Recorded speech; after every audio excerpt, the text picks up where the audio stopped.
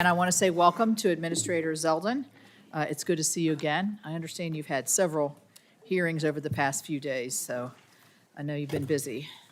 I believe you're doing an excellent job in implementing your vision to return the EPA to its core mission of protecting our country's air, our land, and water while eliminating wasteful spending. To start, I applaud your aggressive efforts to undo the previous administration's regulatory overreach. Your leadership will put us on a path to energy dominance with sound environmental procedures. Your efforts, like rescinding the Biden Clean Power Plan 2.0 rule, which I just heard about this morning, that was part of a comprehensive strategy intended to shut down all fossil fuel electric generation, will unleash our economy and help onshore American jobs. President Trump and his team are also putting West Virginia first by announcing an agency-wide PFAS strategy and providing West Virginia with the authority to permit wells to sequester carbon dioxide. I appreciate the structural changes that you, Administrator Zeldin, are bringing to the EPA. Several weeks ago, the EPA announced that it would move more than 130 experts to assist with reviews of new chemicals and pesticides. In 2016, the Congress told the EPA to accelerate the new chemical approval process, but the agency has done little to comply with that direction. Reviews currently take months, if not years, stifling innovation and leaving companies reliant on outdated chemicals.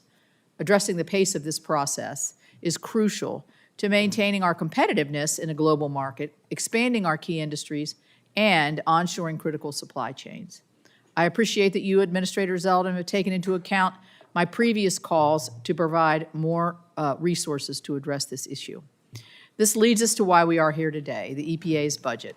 I first want to thank the Administrator for acting on his pledge to prioritize being a good steward of taxpayer dollars.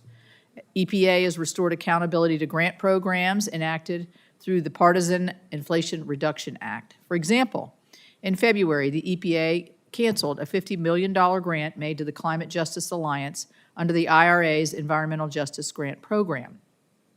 The Climate Justice Alliance is a nonprofit organization that I investigated and found explicitly engaged in pro-Hamas, anti-Israel, anti-Semitic, anti-police, and anti-military activities.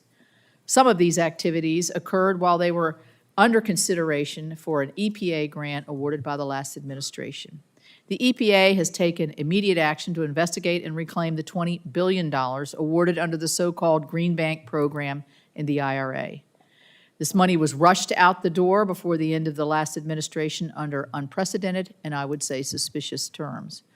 The EPA's proposed fiscal year 2026 budget shows deep reductions for the agency.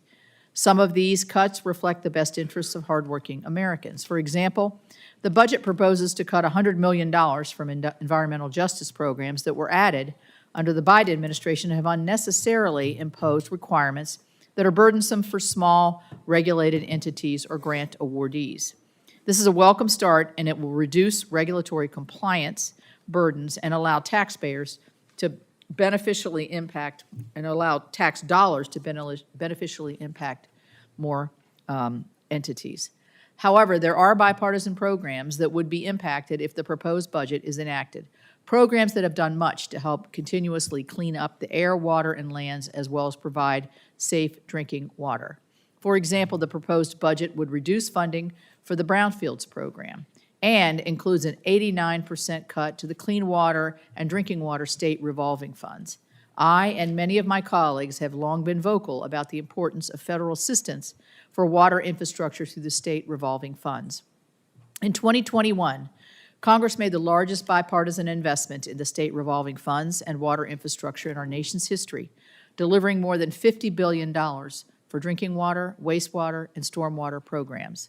State revolving funds have helped many West Virginians and many around the country get connected with the water access and resources that they need.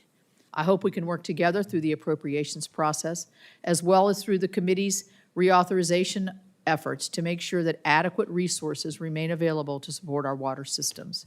I look forward to building to that future with you, Mr. Administrator, over the next several years, and I